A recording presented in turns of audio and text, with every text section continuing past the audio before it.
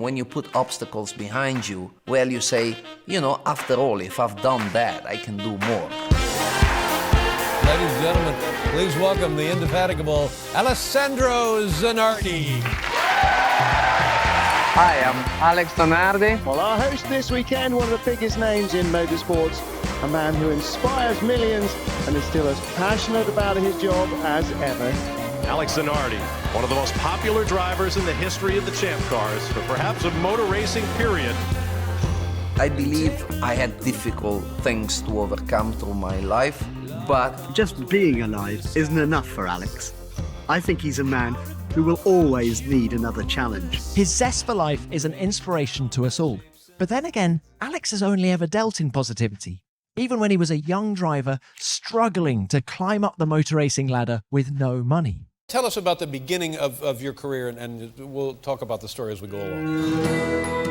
Alex Zanardi was born in Bologna in 1966, just half an hour's drive from the famous Imola racetrack. Motor racing is in the blood of the Italians, but it's an expensive obsession, and Alex came from a relatively poor background. He got into motor racing almost by chance. it actually started in a little bit in a sad way, because I used to have a sister that died on an accident on the road. And my father, to keep me away from the road, he decided to buy me a go-kart. His father bought him a go-kart, where his energies could be more safely channeled. I got addicted immediately, and as funny as it could sound at the time, the first lap I took with my go-kart around the local circuit, I said, this is what I want to do in my life. However, back at the very start, he only had humble ambitions. I never thought I could become the best driver in the world.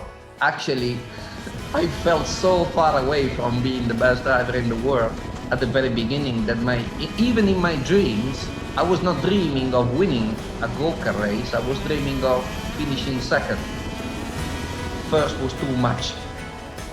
We didn't know anything about go-karts. I mean, my father, which was a plumber, just to give you an idea, I mean, we ran 1 year with one set of tires, and the right rear tire got white because we used completely the rubber, right. And so it got white because it was completely worn. And I went back to the shop where I bought the go-kart. I said, this tire has a problem, and all the others are fine, so you have to change it.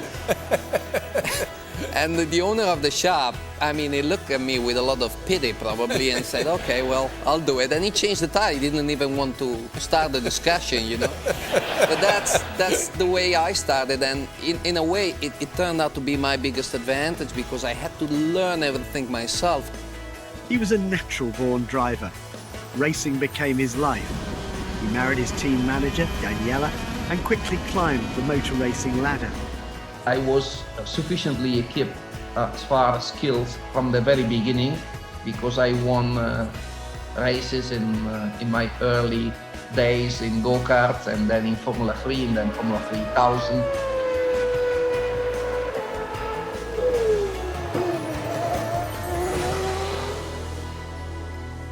Alessandro Zanardi, another Formula 3000 find, stepped into Jordan's number 32 at the expense of Roberto Moreno. The fourth driver of the car this year, a great chance for the 24-year-old Italian. Alex made his Formula One debut with Jordan at the end of 1991, but he almost got his chance even earlier. At the Italian Grand Prix, there was a tussle over the sport's new star, Michael Schumacher. Michael had driven for Jordan at the previous race in Belgium, but Flavio Briatore wanted him in a Benetton at Monza. Both teams needed a backup plan in case they couldn't get Schumacher, and amazingly, a young Alex Zanardi, who'd never driven in Formula One, found himself caught in the middle. As they approached the Monza Grand Prix, I got this phone call from Joan Villa del Pra, and he explains me the situation, and he says, you know, we have this legal problem right now with Eddie Jordan, and there is a slight remote possibility that we will not be able to run Michael in Monza. But Moreno is out of the team, period. So we will not have Moreno in the car. In case Michael may not be allowed to drive our car, would you be interested? And I said, Are you asking me? My home Grand Prix in Monza? Wow! So they asked me to go to Monza in the paddock. I bump into some people and they start to hug me. Congratulations, congratulations. I said, for what? Are you driving for Jordan this weekend? What they are talking about? What's the matter with Jordan? I'm supposed to drive the Benetton, but I couldn't talk about it. So I really need to clarify this. Where did you learn this from? I learned it from Jordan. They want to run you because they cannot run Schumacher. I said, Maurizio, can I say honestly, I know nothing about this. Ciao, Alex. Oh, Mr. Briatore, good evening. Okay, listen, it's too long to explain, but the thing is the following. Tomorrow, I'm going to sign you a multi-year deal with Benetton because you are too good of a driver. We have big project for you. We have this, we have this. But the bottom line, he said, but we cannot let you drive tomorrow in the race because we have solved the problem with Michael. So Michael is going to be in the car. But we want you in our future. So we want you. The important thing is that you don't answer the phone if Eddie Jordan calls. Because then the following day, I went to the paddock. Of course, no phone calls came. So I thought, they didn't need me. And when I bumped into Eddie Jordan, he was furious with me. He just covered me with so many bad words. He didn't allow me to speak anything. I told him that I was a free agent, and I was honest. I am a free agent. I couldn't sign a deal. Alex didn't have to wait long to make his Grand Prix debut. It came with Jordan at the Spanish Grand Prix alongside Andrea de Cesaris. And Alex continued the great form he'd been showing in Formula 3000. Schumacher's replacement, another new face, Alessandro Zanardi, who is already being touted by many as a coming star. Happy for that because now I have very good chance. I think I'm very, very lucky man. And I like to use my chance on the best way, Formula One, the toughest of all motorsports. It's not just about driving skill, it's also a supreme test of teamwork and technology. My English, still, to this point, not very good. But at the time, I could not say much more than understeer, oversteer, good, bad. I mean, it was difficult for me to talk. And you didn't have a manager? No. You were having to do it all yourself, no manager? It's strange because on my reps counter, when I cannot arrive more than 13,000. Drivers like Alessandro Zanardi are crucial to success on the track. But for Eddie Jordan's team, overtaking the rest this year means building a brand new car. And there's nothing in the world worse than financial stress. And Jesus, we had plenty of financial stress in '92. Outstanding debutants in 1991, Jordan was another totally reorganised team for the new season. They had two new drivers in Stefano Modena and Maurizio Gugelmin. A team like Jordan doesn't need somebody involving them in a lot of expense with damaged machinery and that sort of thing. They want somebody who they know can bring the car home at the end of a race and will pick up the money and the points. There's a saying in motor racing which means speed costs money, how fast you want to go, and we didn't have much money available to go fast. So what happened in '92 was that you ended up doing a handful of races for Minardi, but top teams still thought he had potential. Now, I'm straight and honest with you. Next year, there's nothing here for you. Michael and Patrese are our drivers. You have to be patient. You have to stay with us as a test driver, and time will tell. There may be an opportunity for you in the future, but the deal is on the table for you if you want to sign it. And the following day, I was about to go to the restaurant, and I got approached from this gentleman with the Lotus shirt, and he introduced himself.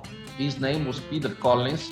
And then his big break into Formula One at Lotus. Lotus haven't entered the season with such confidence for a long time. Zanardi, the Italian teammate for Britain's Johnny Herbert.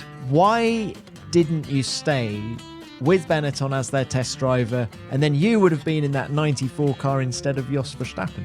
In reality, I should have, probably. But only God knows what my life would have been today if I'd chosen differently at the time, and not necessarily better. Can I ask you about the Belgian Grand Prix 93, because that pretty firmly put the brakes on things, didn't it? Practice for the Belgian Grand Prix began on a spectacular note. Zanardi was on one of the fastest parts of the track. He missed the right-hand bend and hit the barrier at 270 kilometres an hour. Marshals were quickly on the scene. Zanardi was barely conscious inside the shell of his Lotus. Zanardi was lifted gently from the wreckage and flown to hospital. Amazingly, he'd suffered no broken bones, just severe whiplash and bruising. There's still a smile on your face, but is that the only part of the body that doesn't hurt at the moment? No, I have a small pain everywhere. Pedro Lamy replaced the still unfit Zanardi in Lotus. I had a brain edema. My brain swallowed. That happened because of the deceleration. And then all my small veins in my eye exploded. So my eyes were only red for the following month or so. And then you sit out the rest of the season, and then the Lotus the following year isn't just good, and the team is spiraling towards its death anyway. He wasn't getting paid and Lotus was in financial trouble, and then they actually stopped him racing and got some other drivers in who were paying, and sort of he lost out, and then that was really the last of his first part of Formula One, which is then he went off to the States in 95. Alex then headed for the States. Alessandro Zanardi's name has been connected with Lotus for most of his racing career, either in Formula One or sports car racing. But now the 30-year-old Italian has followed the route to IndyCar for a rookie season with Chip Ganassi's target team, driving for Reynard Honda. Hi, I'm Alex Zanardi. I'm one of the IndyCar drivers. Actually, I'm just arrived to this business, and because I was involved in Formula One. I hope I will have a good season. I think with the target Chip Ganassi Racing, I have a great opportunity. It didn't take long for it to click with Ganassi, and while Jimmy Vasser, his teammate, won that championship really off the back in the first year, 96, won that championship off the back of a great start to the season. By the middle of the year, Zanardi was already the star in that team. The green flag means go! A year ago, victory went to his teammate Jimmy Vasser. Today, it appears it will be Alex Zanardi's turn. Where he became an immediate hit. His daredevil stunts and ready wit endeared him to the more show business style of America. So the battle for the PPG Cup. Look at it! Here he comes, and he gets him! Can he get him back? Can he hang on? Oh, look at this! And Alex Zanardi, with a brilliant move, takes the checkered flag from the pole and the win here at Laguna Seca. Unbelievable. Target Chip Ganassi Racing has been absolutely bulletproof. Is this the team to beat for the rest of the season, Chip? I don't know, Jack. There's a lot of season left, but I'll tell you what, he's certainly proved he's the driver to beat. Now, once again, he has mirrors full of a rival with 6 laps to go. Here goes Zanardi down the inside of the one. You talk about fiery temperament. It's on full display. You know, I'm always being a very good second, but it's time for me to finally step on that last step of the podium. The championship has been clinched. Alex Zanardi finishes 3rd and picks up the PPG Cup. He's standing by with Gary Gerald. You have just won a championship and $1 million.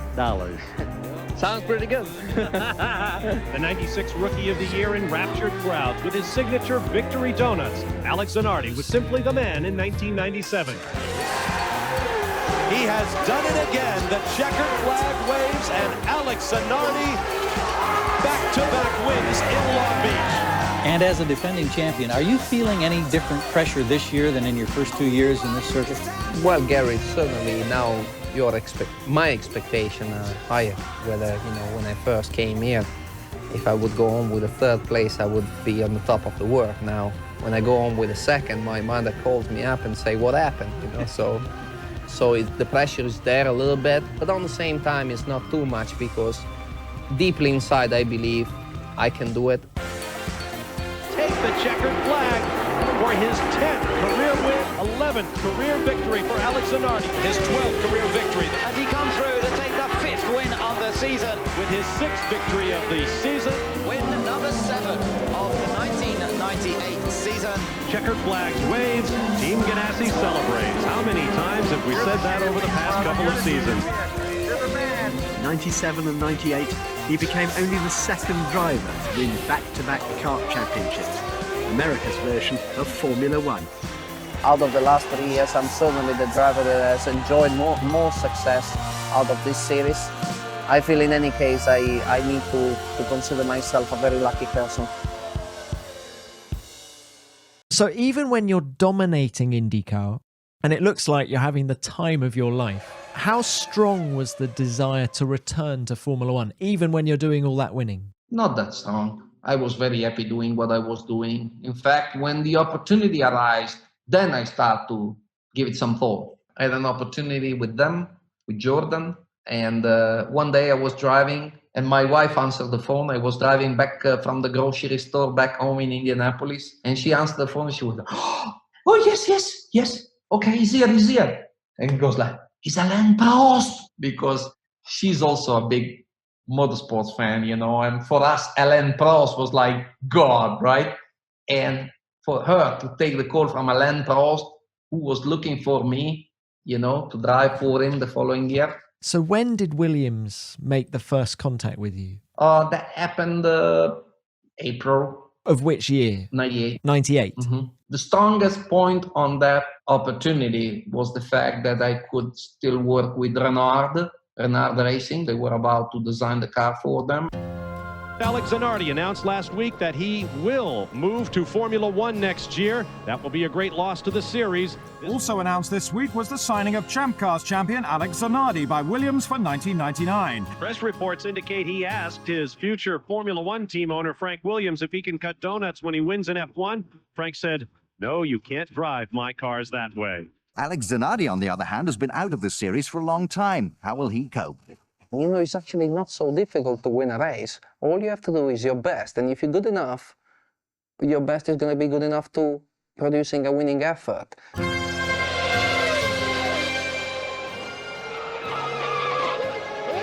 Now 21 and Alex Zanardi's on the rough stuff, trying desperately to hold it together, but it's all in vain. Zanardi in the Williams out of the race, and it's all gone wrong again for Alex Zanardi, whose return to Formula One has not been at all what he hoped it would be. More trouble, this time for Williams and Zanardi. The Italians out of fuel and out of the race. Zanardi has had an awful lot of car problems, but even allowing for that, am I being unfair if I say he's been disappointing?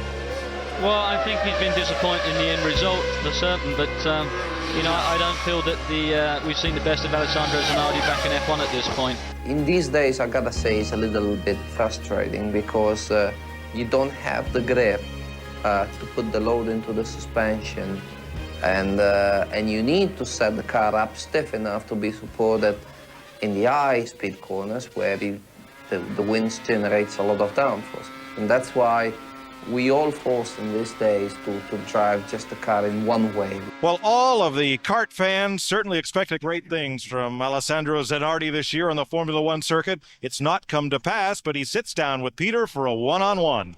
If you had to rate your performance this year out of 10, how many points would you give yourself? I don't like to judge my opponents, therefore I will not judge myself, but I think it's pretty clear. Job was very poor. Hope I'll do a better one next year. An early retirement for Zanardi, and that just about sums up the Italian season. Zanardi waves goodbye, but hopefully not to F1.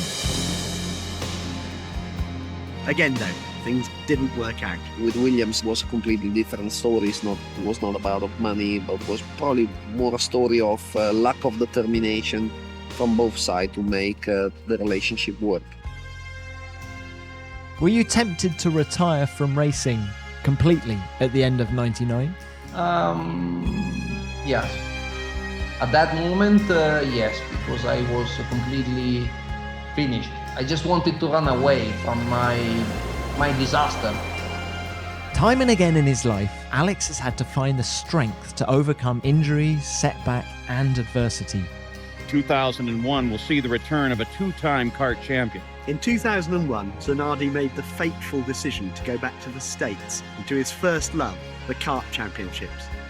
After a poor start to the season, the teams moved to the Lausitz ring in Germany. With 13 laps to go, Zanardi was leading the field. Trek picks up the lead. Oh, and Zanardi, with a terrible crash. Yellow is out. Zanardi coming out in turn 1, loses control of the car. And it is the worst accident you could possibly have in these kind of cars. I had to await word from Terry as to Alex's condition. So what seemed like hours, which was only a few minutes, went by before Terry called me on our private radio channel. And he said, this is bad. He said, it's really bad. He said, both legs are gone. And I said, what do you mean gone? He said, they're gone. And he said he's dying. Zanardi was losing blood rapidly. Dr. Olvey fed 3 IVs into his body to manage this blood loss. This kept him alive, but the diluted blood lacked the vital oxygen needed to feed his brain. Doctor, can you give us information relating to both drivers? Yeah, Gary, Alex Zanardi is extremely critical. He's had severe injuries to both of his lower extremities, has had significant blood loss, but he is responding. He is breathing on his own. So we're sending him to the Berlin Major Trauma Center. I went over to the helicopter and I said the only German words I knew. I grabbed the pilot, I pulled him down out of the helicopter and I pointed to the sky. I said, Schnell, Schnell. By the time Zanardi reached hospital, he had lost over 72% of his blood volume and had, at the most, 4 minutes left to live. Once stabilised, the doctors now turned their attention to the brain damage this massive blood loss may have caused and placed Zanardi to an induced coma. The two-time kart champion, who lost both of his legs in a crash during Saturday's race in Germany, underwent more surgery on Monday. Doctors say today's procedure was to check for fragments and infection. They say everything looks fine at the moment. There are no infections, the skin looks good, and the muscles look good. But the doctor leading the team of surgeons treating Alex says it's too early to say if he is out of danger. The doctor does say that it's his impression that Zanardi is getting more stable. Doctors are reducing fluids and drugs to take Alex out of an induced coma. After 3 days, Zanardi was reanimated. Do you remember when you came out of it? It was when my wife told me about what happened. What'd she tell you? She said, Alex, you had a very bad accident, you've lost your legs, but the important thing is that you are alive. And my answer was, listen, sweetie, I love you too.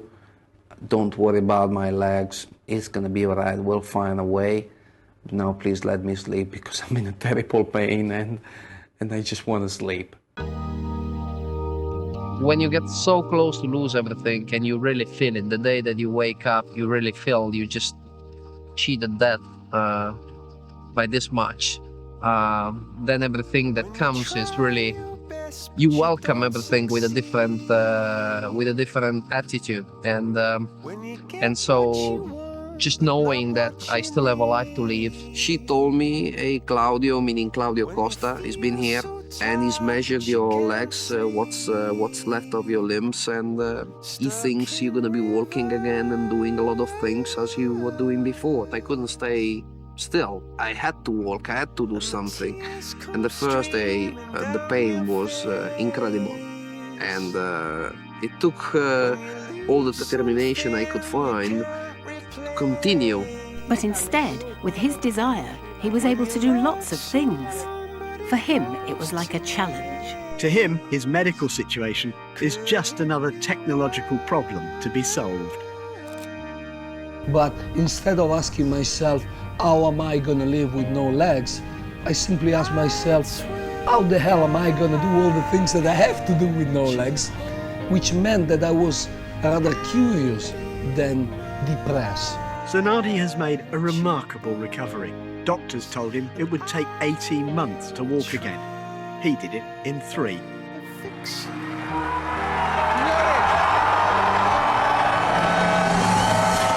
Well, it was a special moment because everybody was shocked because I didn't do that. And normally, when you spend a lot of time on a wheelchair, it's very difficult for people to stretch and to stand up. We always think that things will get sorted out and that life goes on. That's the way we think.